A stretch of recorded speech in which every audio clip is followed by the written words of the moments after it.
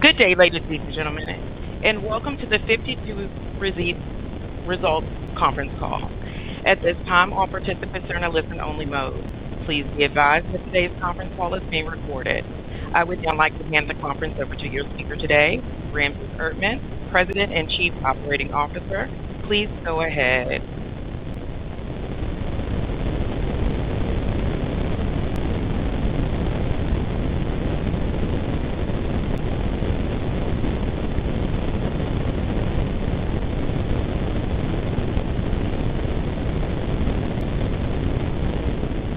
Ladies and gentlemen, please stand by.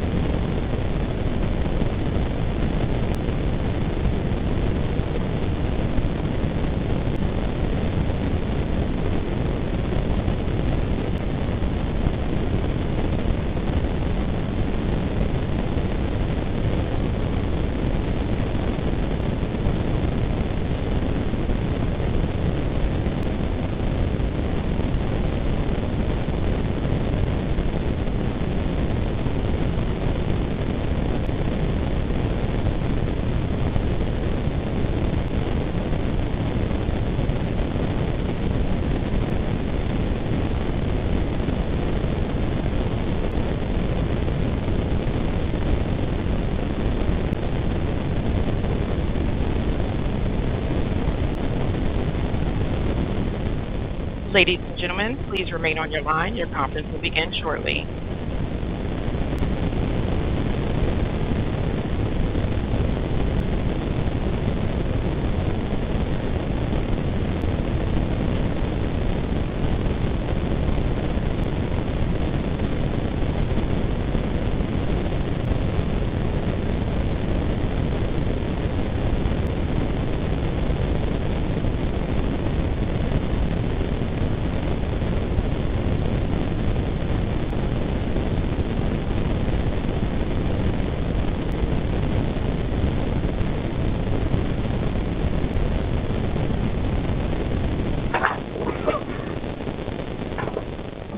Okay, thank you, operator.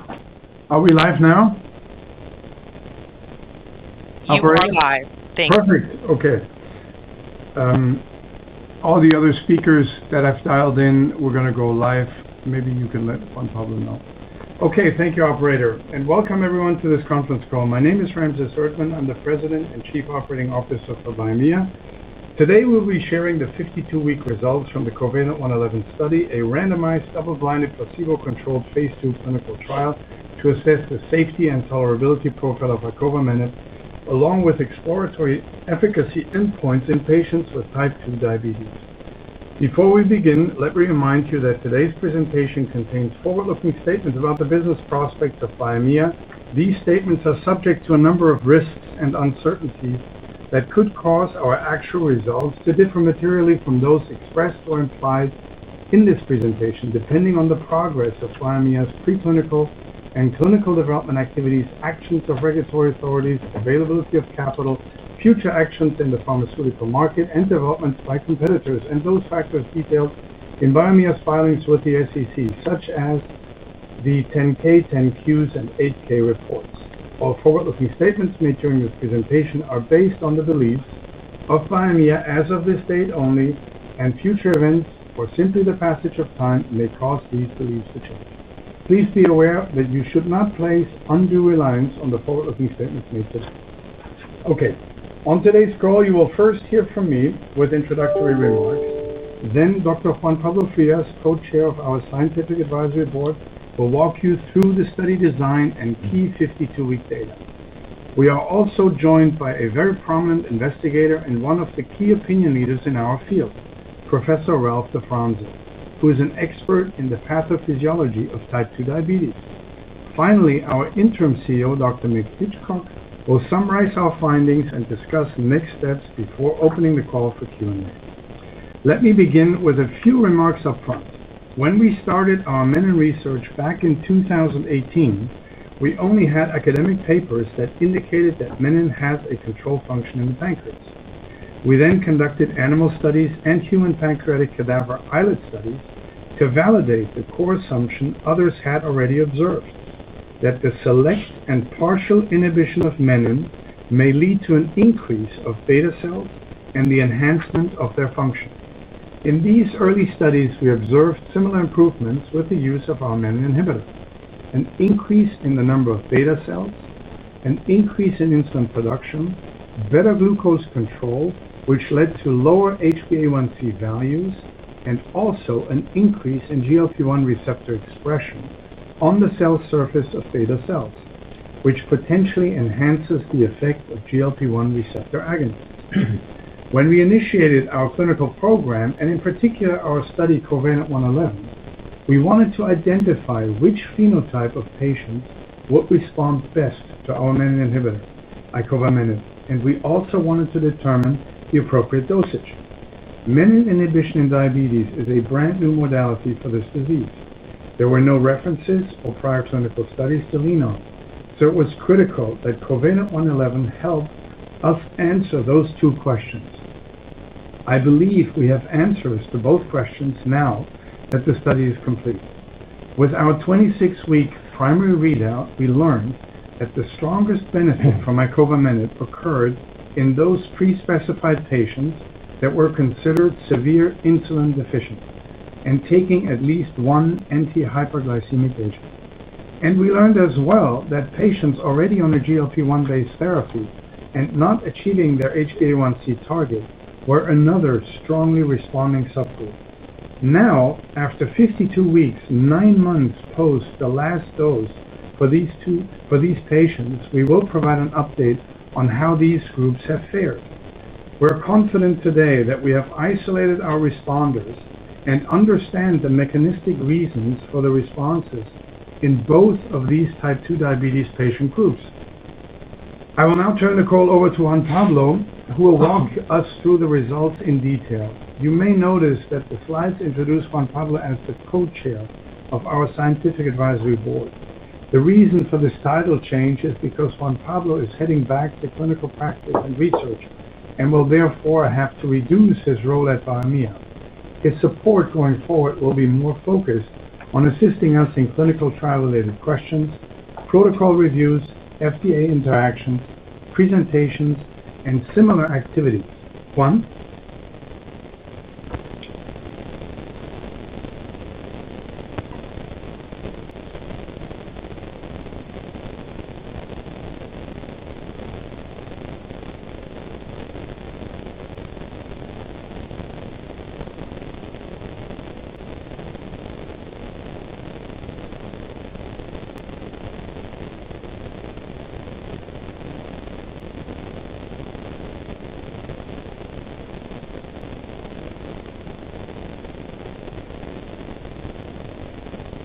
Please stand by.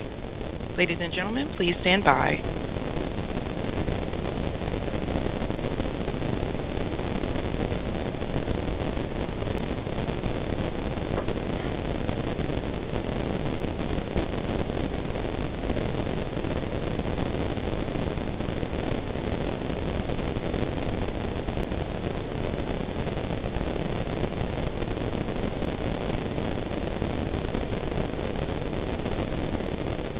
Again, get your patience. Please stand by.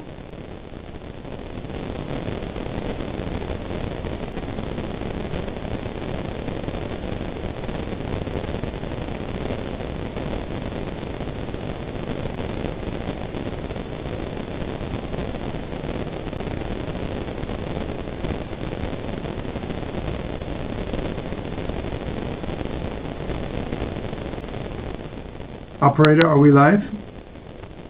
Yes, we are live. We're Okay. waiting for Juan. Yeah, Juan is traveling, and he is unfortunately in a position where he just lost cell coverage, and I hope he's getting back to us with the Q&A section. If everybody doesn't mind, I'm going to read his section. Just assume it's Juan speaking, okay? He's going to come right back, hopefully, for the Q&A section. Okay.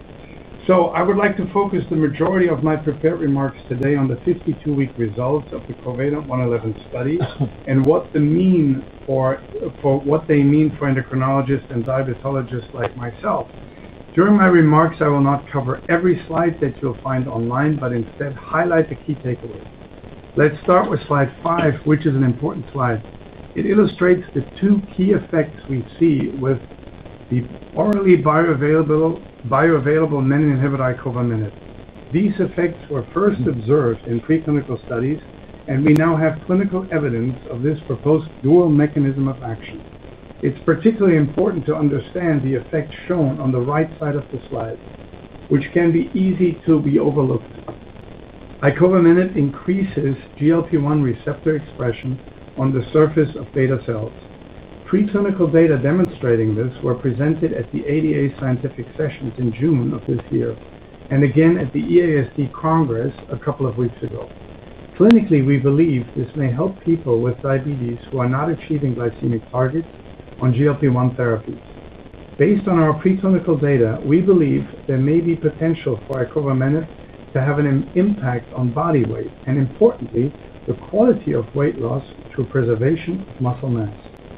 The slide lays out where we are observing patient benefits and helps us understand the clinical development path for Icovamenib.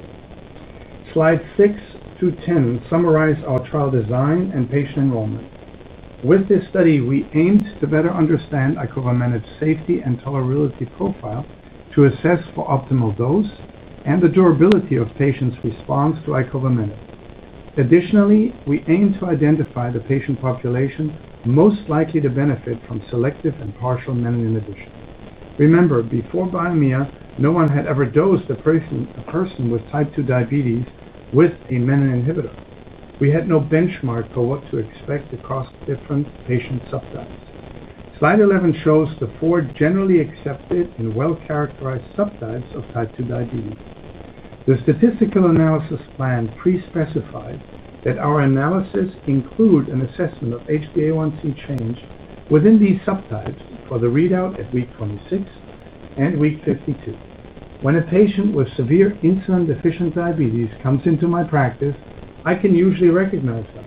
These patients are typically not obese, they present with a high HbA1c, and they are often difficult to control on non-insulin therapies. They generally progress quickly to requiring insulin therapy. By contrast, from my professional experience, insulin-resistant patients usually produce sufficient insulin but need weight reduction to lower resistance, enabling their own insulin to work more effectively.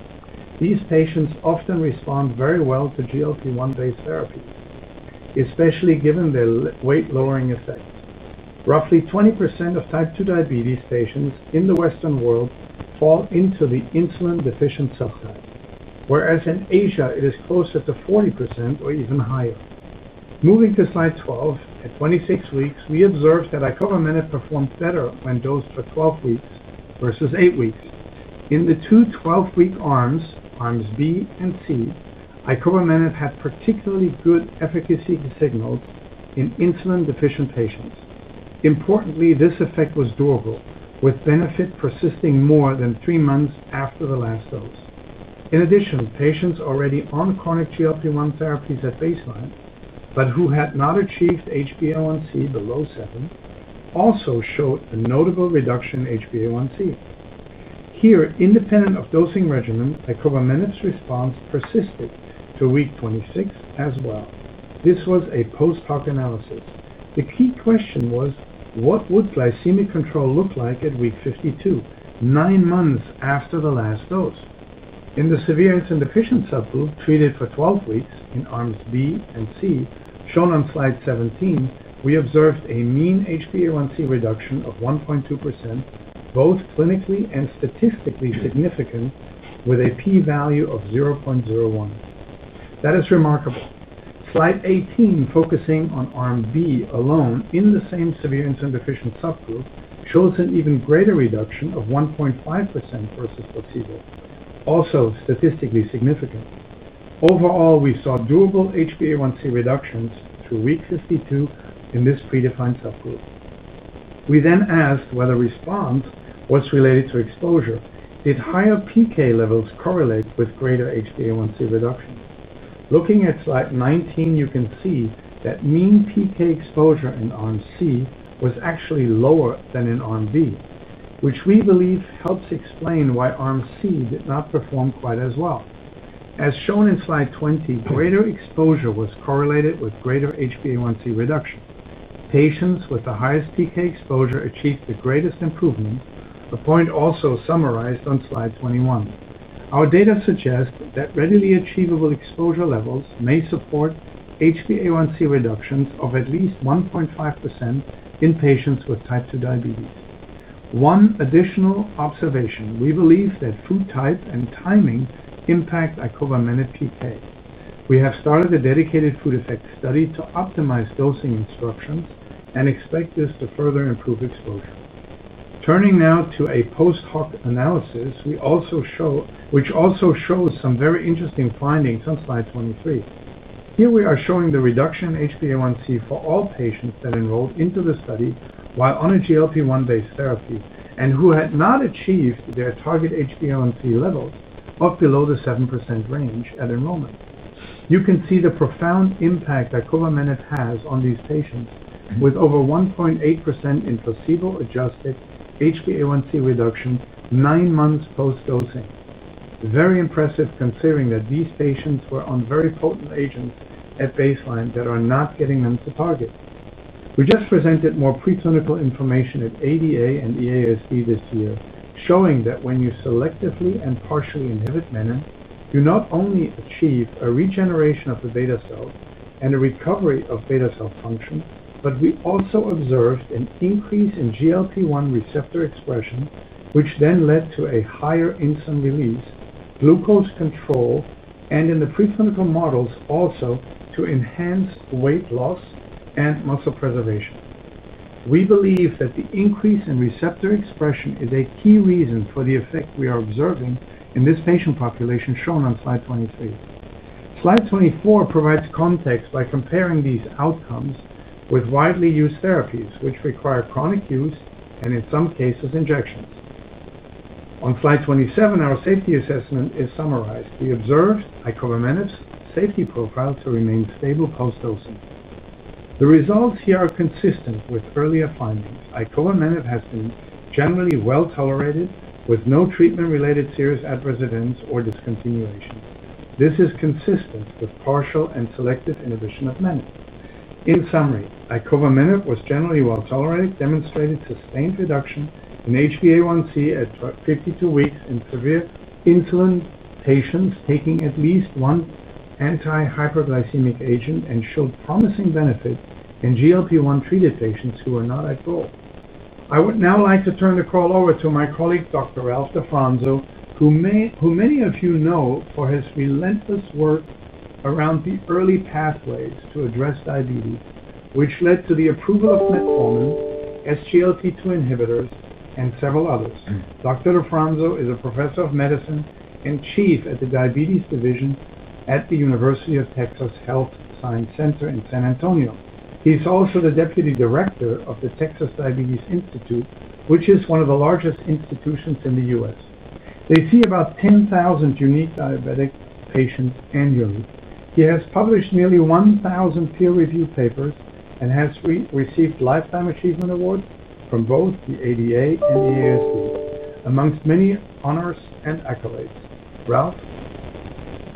And I'm not sure if Ralph is able to handle his, and you know what? I think it's up to me to continue reading. Okay? Okay. Operator, is that what we're doing? Okay. Please continue. Okay. I'm now going to the section of Ralph DeFranzo, and I'm going to read his section. Thank you, Juan, for the introduction. Let me start with a bit of background before we put Icovamenib's results in perspective. As you indicated, I've spent most of my career really trying to understand what causes type 2 diabetes and how we can address it effectively. Looking at the American Diabetes Association standards of care, they say very little about pathophysiology. To me, that is essential. If you don't understand what causes the disease, you're not going to understand how to treat it. So very simply, we have two problems. On the one hand, we have insulin resistance, and on the other hand, we have beta cell failure, as Juan pointed out earlier. The epidemic of diabetes we're dealing with today is being driven by the epidemic of obesity, basically lipotoxicity leading to insulin resistance. But we tend to forget that there is also a large number of people who actually have primary beta cell failure. These are severely insulin deficient patients. They are usually leaner patients, the A1C is poorly controlled, they progress rather quickly to severe hyperglycemia, and for them, we really don't have the kind of medications that we need to stop this progressive beta cell failure. The very obese patients with BMIs 35 to 40 are the insulin-resistant ones. In these individuals, type 2 diabetes eventually develops because of beta cell failure, and the leaner group progresses much more rapidly, and they are the most difficult to treat. Most of them end up on insulin therapy, yet insulin therapy for type 2 diabetes is very, very difficult and can be associated with serious side effects. For example, hypoglycemia that interfere with effectively controlling blood glucose. Let me remind you that 80% of people with diabetes will die from this disease, and premature mortality caused by diabetes results in an estimated 12 to 14 years of life loss. So we are dealing with a real healthcare problem. As diabetes progresses, you initially start to lose beta cell function, and then eventually beta cell mass. When you lose a critical level of beta cell mass, about 70 to 80% of people become insulin dependent. GLP-1 receptor agonists are actually very good at improving beta cell function, but they don't increase beta cell mass. If you have lost 70 to 80% of your beta cells, you're not going to regenerate them. What we would like to have is a therapy that both increases beta cell mass and improves function. Menin inhibitors are a class that actually has the potential to do this. They also increase GLP-1 receptor expression on beta cells, which allows the body's own GLP-1 to work more effectively. Looking at the data slides presented here today, I'm very impressed by these results. The 52-week follow-up is rather striking in both groups. In the severe insulin deficient group, which was pre-specified in advance, the A1C was not just declining during the 12 weeks of dosing, but continued from 12 to 26 weeks to now 52 weeks, even when there was no further treatment. This suggests an effect on increasing beta cell mass and or function. These are very insulin deficient patients, the most difficult to treat. The drugs we currently have do not work for them, including GLP-1 RAs. And now we see an absolute mean A1C drop of 1.5% in Arm B, and across all patients dosed for 12 weeks Arms B and C, when placebo is going steadily up. This is an enormous positive effect. This is very encouraging because we know from animal studies that menin inhibitors markedly increase beta cell mass. They cause beta cell proliferation and likely also improve function by increasing GLP-1 receptor expression.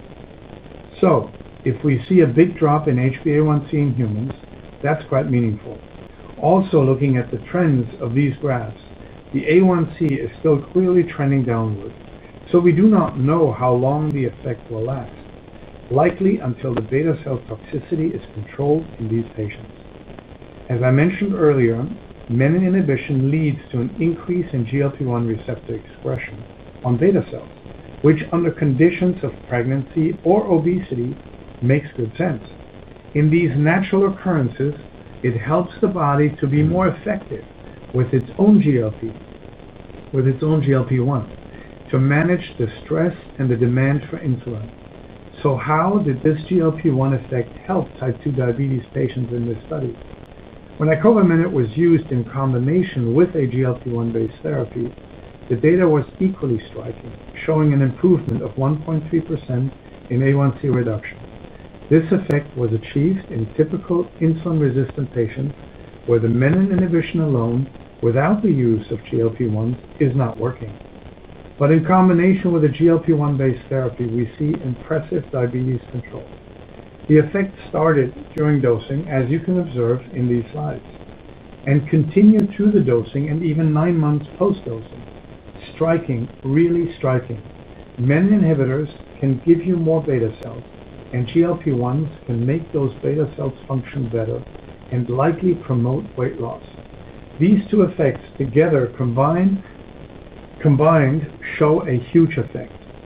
I would predict with a strong certainty that the GLP-1 plus menin inhibitor combination will be a very powerful therapy. Let me also address safety concerns. At higher doses of 200 to 400 milligrams, there were some liver enzyme elevations, so the study was paused. But at 100 milligrams daily, there has not been any meaningful liver signal. The side effect profile post 52 weeks looks quite manageable. Some nausea and a little diarrhea. Grade 1 events. Menin mutations that cause abdominos are lifelong genetic defects. Here we are treating for 12 weeks, not a lifetime. The company is monitoring quite vigorously, and with further long-term observation, we will fully answer all these safety questions. But at this stage, I'm very pleased with the safety profile. A question I get asked frequently is how this therapy will get approved. Here I can only say that good therapies typically find a way. I feel the company's approach of episodic treatment is quite reasonable. Treat for 12 weeks and then the A1C stays controlled for the rest of the year. Will it last 2 or 3 years or even longer? We don't know yet. But we'll learn over time. This would generally be the first therapy that is not chronically dosed, and the first that would be addressing diabetes at the root cause level. I've been involved with diabetes research for over 50 years, and I believe that having a medication that increases beta cell mass is a major advancement. If we can increase beta cell mass and function, that's a huge step forward for patient care. It is a game changer. For the severe insulin deficient group, the most difficult patients to treat who don't respond to basically anything, if we can normalize A1C for these patients, that is a huge step forward. Even in insulin-resistant patients, eventually their beta cells will fail, and then they'll need the therapy as well. So, in summary, I think menin inhibitors can become a major pillar for diabetes therapy. Thank you, Ralph, for your insightful comments. Before we move to Q&A, I would like to reiterate the key points highlighted on the summary slide, slide 33. Icovamenib achieved clinically meaningful and durable HbA1c reductions out to 52 weeks. The effect was strongest in severe insulin-deficient diabetes patients, where we observed HbA1c reductions up to 1.5%. We also saw marked improvements in patients on GLP-1 therapy who had not achieved their HbA1c targets, with mean HbA1c reductions of 1.3%. Importantly, Icovamenib continued to show a favorable safety profile, with no treatment-related discontinuations or serious adverse events. Turning to slide 34, let me briefly outline the next steps. We are currently running a food effect study to optimize Icovamenib exposure and define dosing criteria, with results expected in December of 2025.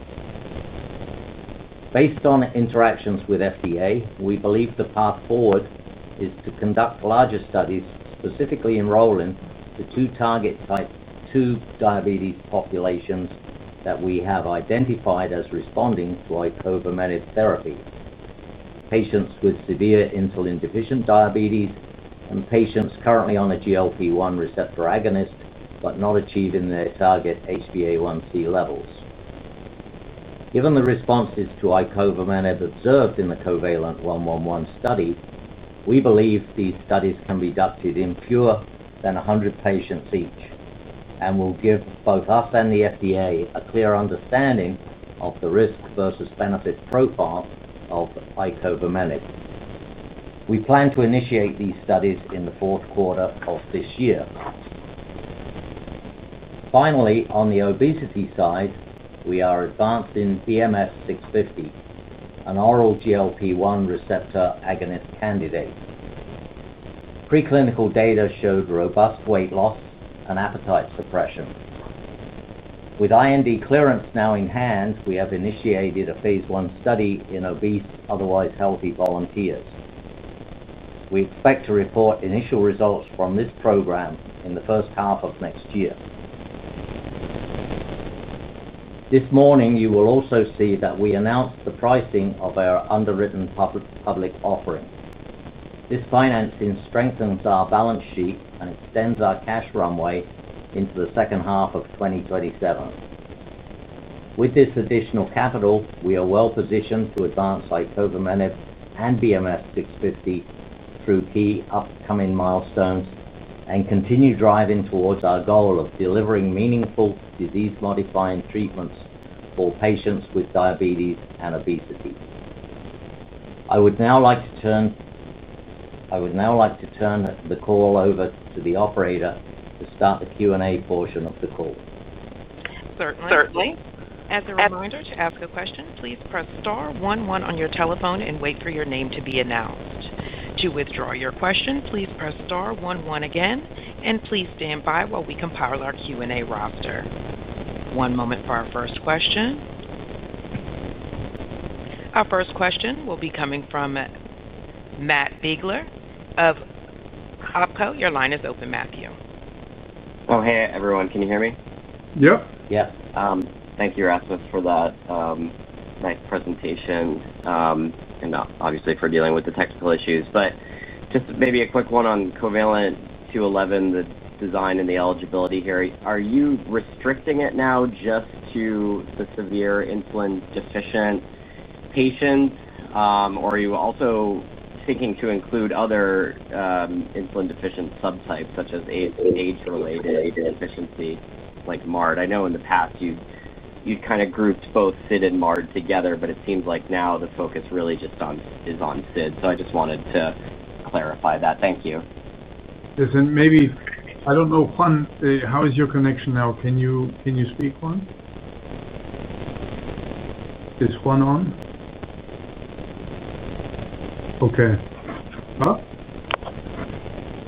Nope. Okay, no, Juan. Go ahead. And I'm really sorry that we had this technical difficulty. Juan is traveling. He's presenting in Bangladesh.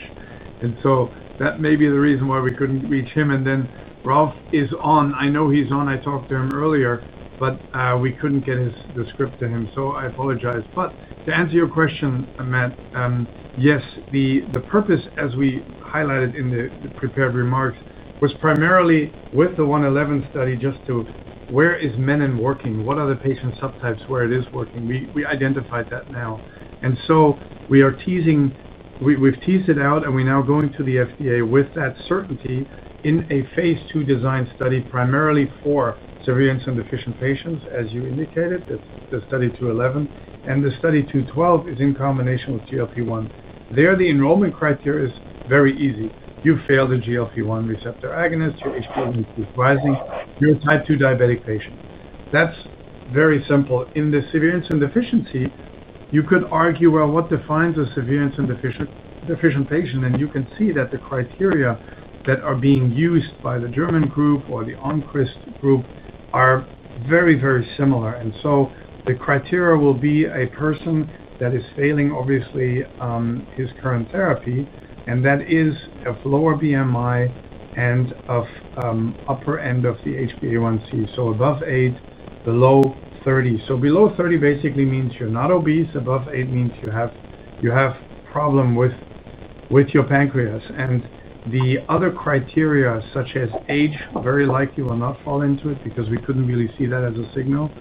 And lastly, probably the time or the duration of length since when you've had diabetes will also be an influencing factor. The longer you've had it, say greater than 3 years, we've seen has an influence. So 211 is focused on these type of patients. Understood. Thank you. Yeah. And one moment for our next question. Our next question will be coming from Joe Petrini of H.C. Wainwright. Joe, your line is open. Hey guys, good morning. Thanks for taking the question, and very nice to see the sustained data post treatment cessation. So a couple questions, if you don't mind. I know you're doing the food effect study to look at the, basically see what you're going to find. But with regard to B versus C exposures that you were talking about, A, when did you measure your PK time points? And B, what anecdotes could you share right now with regard to, what patients or some patients may have been eating or types of food and time points? Yeah. Thank you, Joe, for the question. Just a little background here on the way the study was done. The PK was taken like during the first administration, and then a month later, and then a month later, etc. So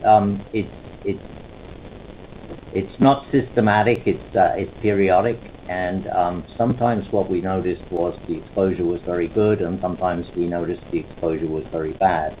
And we think that the issue ultimately relates to the solubility of the drug at low pH. We know it's much more soluble at low pH. We know that the best way to get a low pH in the stomach is to have food there, and food not only provides the low pH but also sustains the drug in the stomach for a longer period of time. So the current study that we're doing is to basically look at, what would be the best time to have the drug after we've eaten, and then we're also looking at things like a high-fat and a low-fat meal, and half an hour after starting the meal versus 1 hour after starting the meal, to try and nail down what the best approach is to increasing the exposure and getting it more consistent from one patient to the next. No, it certainly does. And I'm just curious, would you wait for the results of the food effect study before starting the various studies that you talked about in your last slide? Yeah, we don't have to wait, actually, because of the way the timing is set up. The data will be coming out in cohorts, and we will assess the data all the way through the food effect study. By the time we are ready to start 211 and 212, those data will be in the book. Nope, that's helpful. And just lastly, if you don't mind, just curious, with regard to the dosing, beyond the food effect impact that you're potentially looking at, are there any other dosing learning that you may apply or have seen for the next studies? And then secondly, are you looking to disclose any C-peptide data from this data set? From the current data set, we will have C-peptide data. Is that what you mean, or did you mean? Yes. From 52 weeks. Yeah. We don't have it yet, but we should, and we will probably publish that at one of the conferences. And then there was another question on. Yeah, the other question was about, are there any other things we can learn about how to give the drug? Yes, beyond the food impact. No, we really think the food effect, based on what we've seen so far, will be the overarching effect, and once we nail that down, we feel like we'll be able to get consistent exposure. Great. Thank you very much. Yeah. Okay. And our next question will be coming from Yigal Nochomovitz of Citigroup. Your line is open. Yeah. Hi, Ramses. So with regard to this comment around the food effect and the better exposure at the 100 milligram QD for 12 weeks, are you saying that you're not going to look at 100 milligram QD and then 4 weeks of BID, or that's still something you would consider? Because if you solve for the food effect question, then that Arm C regimen may in fact be something worth pursuing. Yeah, we didn't see anything outstanding in Arm C that would enable us to be excited about pursuing that at this point. We feel that the simplicity of keeping the dose the same all the way through is probably more important than getting a marginal amount of improvement in the PK. So right now we're going to push forward with the 12 weeks of 100 mg QD, and we'll see what that provides us. Down the road, I'm sure that other people will want to look at other ways of giving the drug, but I don't think at this stage it makes sense for us to go in too many directions.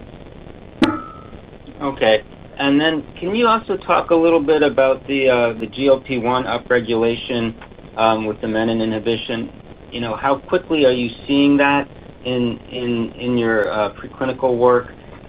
You know, what is the degree of upregulation? If you could just explain a little bit more what you're observing with that. Yeah. Maybe let's see if Steve, are you on? Can you handle that question, Steve Morris?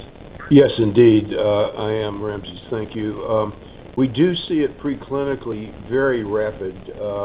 Within minutes, an hour at most, you see upregulation. The upregulation occurs both transcriptionally and translationally, i.e. we see upregulation of both the mRNA expression of the receptors as well as the protein. The upregulation is multifold, and it is sustained. By the way, this has been also described in the peer-reviewed literature by several groups, so it's not a finding that is unique to Biomea. Does that answer your question? Yes, thank you very much, Steve. My pleasure.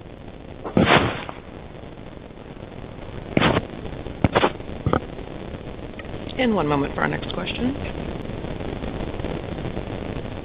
Our next question will be coming from Cha-Cha Yang of Jefferies. Your line is open. Hi, can you hear me? Yes.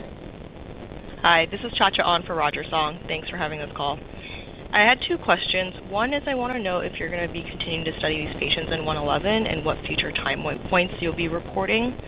And then my second question has to do with your phase 2b and pivotal study design. If you could give some more color on your current thinking about this design, whether that's about patient population, endpoints, or duration.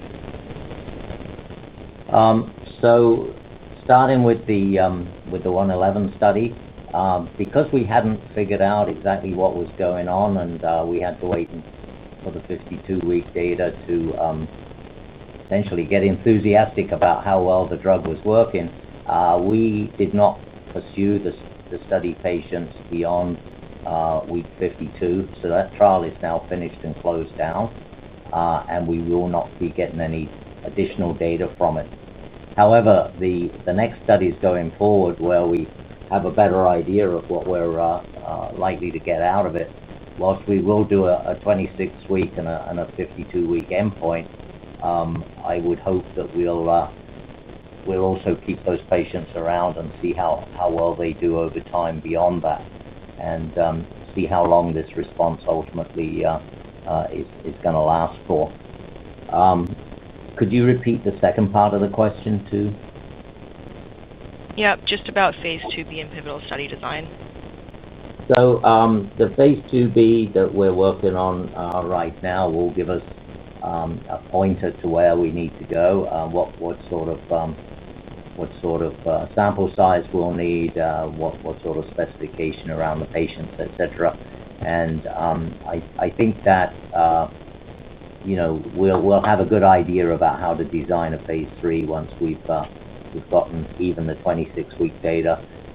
If we can extrapolate to what 52 is going to bring us, and set up meetings with clinicians and the FDA before the 52-week data comes in, so that we have a good idea about how to move forward with those trials.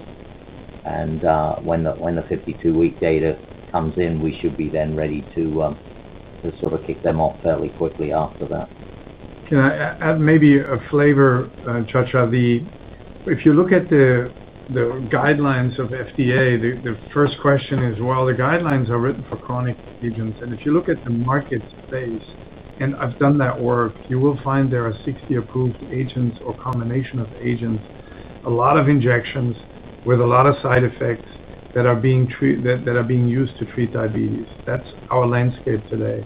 So here we come along, and we propose to the FDA and the space, hey, by the way, there is this protein in your body that if we inhibit it, it reacts almost like Mother Nature, where Mother Nature, when it addresses either pregnancy, like Ralph DeFranzo mentioned, or obesity, it has this regulating mechanism. And if you take out or if you inhibit this protein, you may have the benefits of that mechanism. But we don't need to do it chronically. We only need to do it for 12 weeks. And so what we ask the FDA, and we feel, and obviously you never get a perfect answer from a government agency that hasn't seen everything and where there's obviously large studies lacking, but you get an indication. We feel comfortable with the understanding that we will not be treated under the guidelines of a chronic agent because we're not treating chronically.